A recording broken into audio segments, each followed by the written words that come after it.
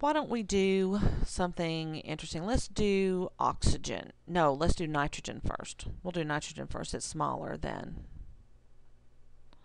oxygen. So if I have 2 nitrogen atoms,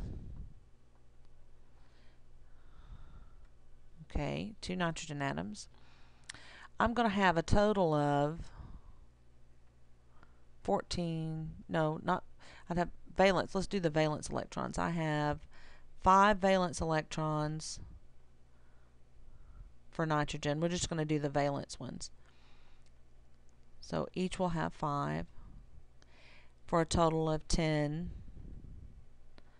valence electrons. Alright, so if you were going to draw those up the side here,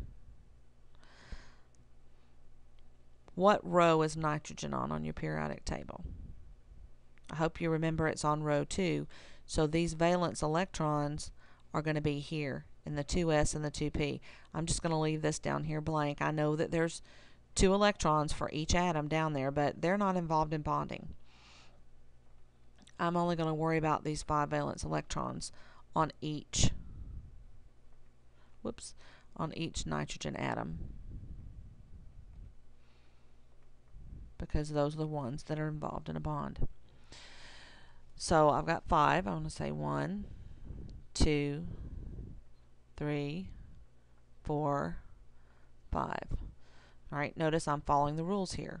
1 in each before they start pairing, and I run out before they can pair.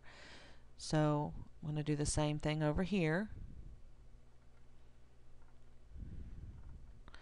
Alright, now let's start down here with these s electrons.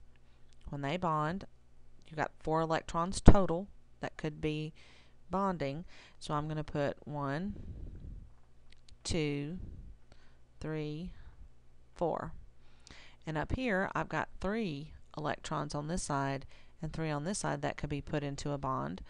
So I have a total of 6. I'm going to say 1, 2, and then I have to go 3, 4, because these are of equal energy. You put 1 in each before you start pairing. And then I have 2 left. 1, 2, 3, 4, and then so these go 5 and 6. So that's what you would end up with. Now for bond order, we can calculate that by subtracting the antibonding electrons from the bonding ones and dividing by 2. So count up all the blue boxes, the electrons in the blue boxes. So we have 2, 4, 6, 8. I've got 8 bonding electrons. Subtract the antibonding electrons. I only have 2. So I'm going to say minus 2, and I'm going to divide that in half, and I get 8 minus 2 is 6. 6 divided by 2 is 3. So that predicts that the bonding between these nitrogen atoms is a triple bond. Triple bond. Right here. And then these are kind of canceling each other out, so they're not participating. And you have them right here on the ends, like that. So again, this is right in sync with your Lewis structure.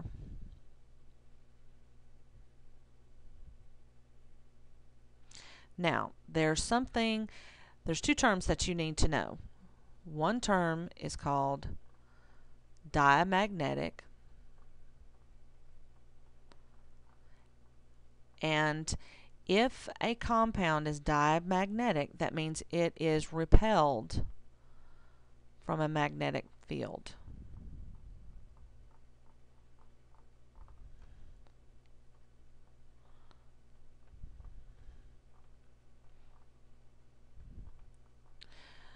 And in order to determine if a molecule is diamagnetic, you have to look at these last electrons that go in. The last electrons that go in are right here. They're in a bonding orbital, but they are paired. They each have a pair. And because they're paired, nitrogen gas is diamagnetic. It will be repelled from a magnetic field. Not all atoms will have these top two paired. You know, sometimes they're going to be unpaired, and if it's unpaired, it is not diamagnetic. It's something that's called paramagnetic, and we'll do that in the next example. So this one right here is diamagnetic because these two electrons are paired. Okay, so I'm now going to erase my slide.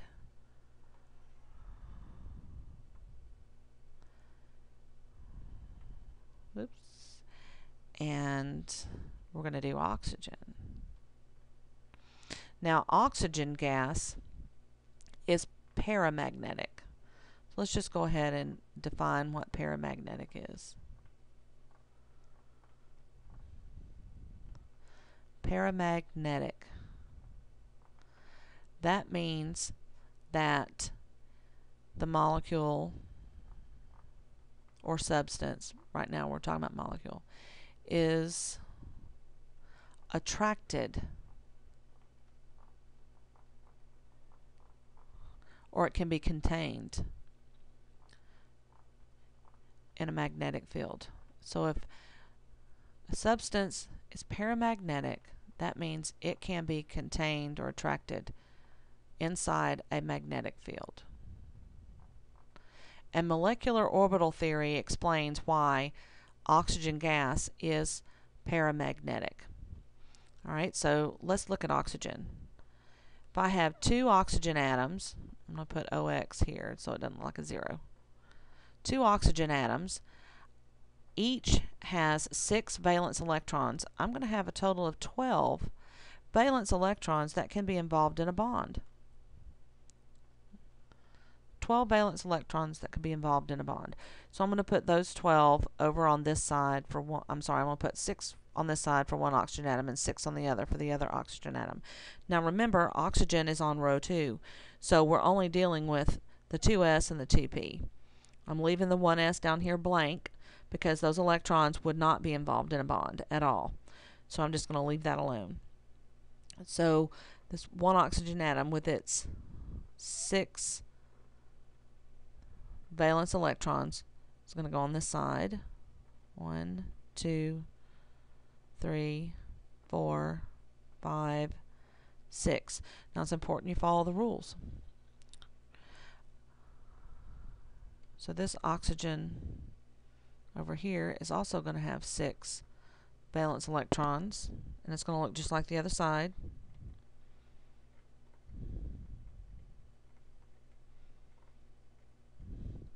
And so when you combine both sides, like right here in this 2s, you combine both 2s, there's 4. So I'm going to say 1, 2, 3, 4. 2 in the sigma bonding and 2 in the anti-bonding. And so you know what's going to happen there. They're going to cancel each other out. Up here I've got 1, 2, 3, 4 on this side and 4 on this side. So I'm going to use my rules. 1, 2, 3, 4, 5, 6, 7, 8. Right? Because 4 from this side plus 4 from this side gives you 8 to fill in here. I put 1 in each, and then I paired them. And so look up here. You have these 2 electrons that are in anti-bonding orbitals. They are unpaired. These 2 electrons are why this molecule is paramagnetic. From those 2 unpaired electrons. If you end up with 2 unpaired electrons, or even 1 unpaired electron up here, or at any point, that 1 unpaired electron or 2 unpaired electrons will make that substance paramagnetic, and it will be contained within a magnetic field. So let's do the bond order. Now that we've determined that Oxygen is paramagnetic. So on the bond order, I'm going to count up my bonding electrons. I have 2, 4, 6, 8, minus my antibonding, which is 2, 3, 4. I'm going to divide that by 2. So I have 8 minus 4 is 4, divided by 2 gives me a bond order of 2. Now that means that between these two oxygen atoms, you're going to have a double bond. And the other electrons are going to exist as lone pairs. So here's your Lewis structure. And molecular orbital theory is consistent with that. So now, hopefully, you can do this on your own, given diatomic molecules. You know, 2 atoms forming a bond. What would molecular orbital filling say? So you just figure out how many valence electrons you have that are going to be in the bond, put them on each side in the black boxes, and then combine them in the center. You're going to have or you do have an assignment that asks you to do this for several molecules. And you can print out this template online. It's on the Adobe file, because I'm saving this file as an Adobe file.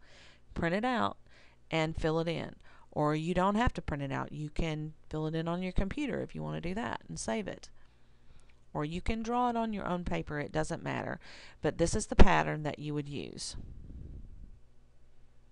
So I hope you don't have too many questions. But if you do, make sure you write them down.